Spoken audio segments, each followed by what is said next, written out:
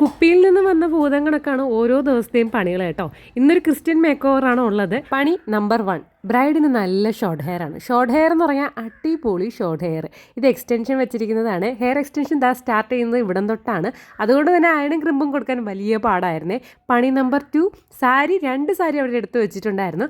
അപ്പോൾ ആദ്യത്തെ സാരി എടുത്ത് വന്നപ്പോഴത്തേക്കും പ്ലീറ്റിന് കുറച്ച് പ്രശ്നങ്ങളൊക്കെ ഉള്ളതുകൊണ്ട് നമ്മൾ പിന്നെ മാറ്റി ഈ സാരി എടുത്ത് കേട്ടോ.